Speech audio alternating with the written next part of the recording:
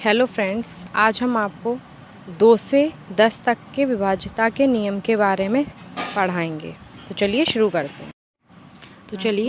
करते हैं आज के वीडियो विभाज्यता के नियम। सबसे पहले हम आपको बताएंगे कि 2 से विभाज्यता का नियम क्या होता है।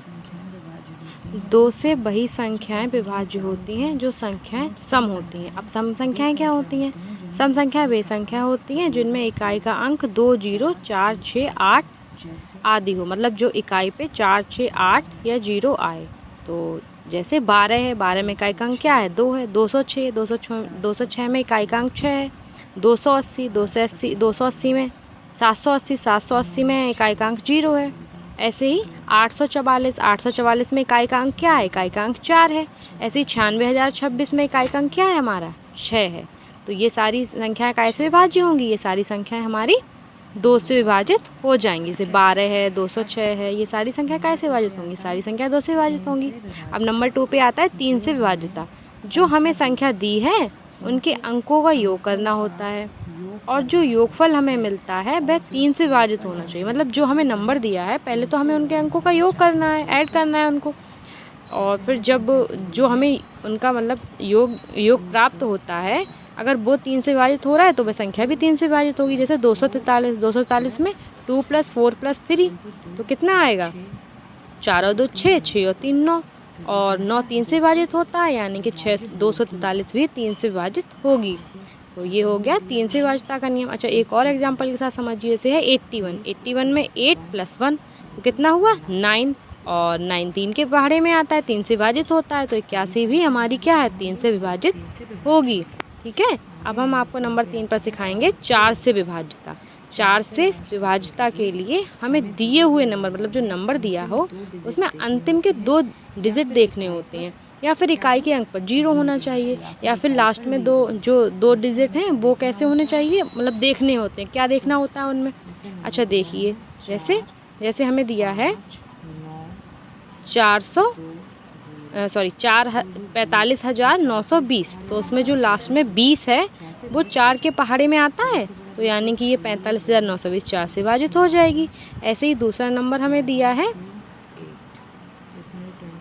3169728, तो इसमें क्या है? 28 क्या है? 28 4 के पहाड़े में आता है, तो ये संख्या भी 4 से विभाजित हो जाएगी।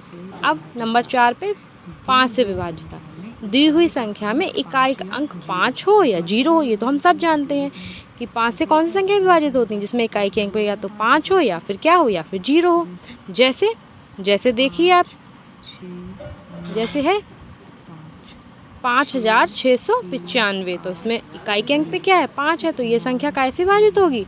5 से विभाजित होगी। ऐसे ही 9,385 है, 6,380, इसमें 0 है इकाई के अंक पे। अच्छा, 5,37,050 है, इसमें भी इकाई के अंक पर 0, ये भी 5 से विभाजित होगी।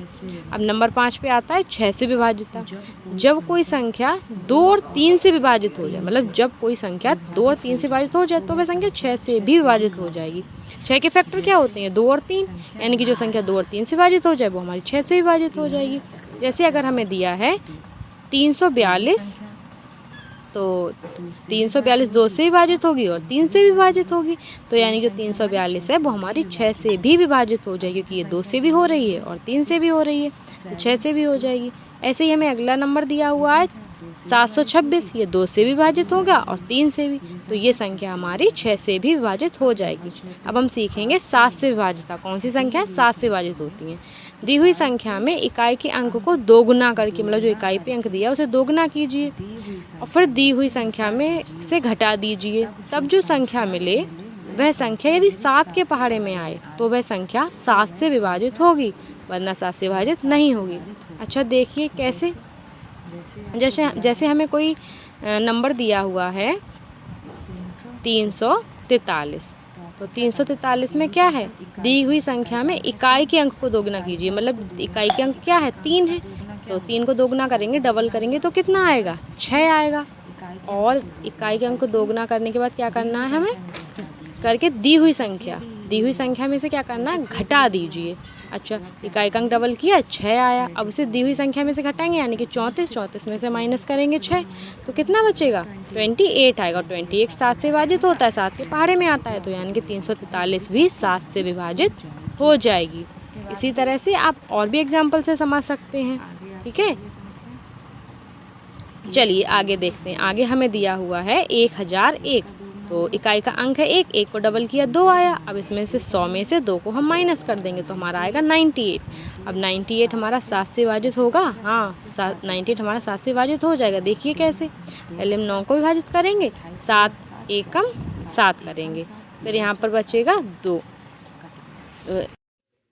अब हम 8 से विभाज्यता के नियम के बारे में सीखेंगे।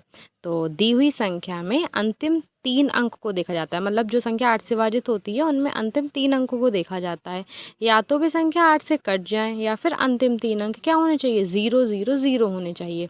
तो जैसे देखिए, हमें अगर कोई नंबर दिया हुआ है, हमें नंबर दिया हुआ है 2544, तो इसमें अंतिम 3 अंक क्या है, अंतिम 3 अंक है 544। तो हम इन 544 को 8 से विभाजित करके देखेंगे कि अगर ये हो रहे हैं तो सही है, ये हमारी 8 से विभाजित हो जाएगी संख्या। तो 8 छंग 48, कितने बचे, 6 बचे, 64 हुए, 8 अट्ठे 64, यानी कि ये 8 से विभाजित हो गए। तो यानी कि हमारी 2544 जो संख्या है, जो नंबर दिया हुआ है हमें, ये भी 8 से विभाजित हो जाएगा। वैसे ही 28,93,000 दिया हो तो इसमें लास्ट में क्या है, 3 जीरो है, तो ये तो हो जाएगी 8 से विभाजित।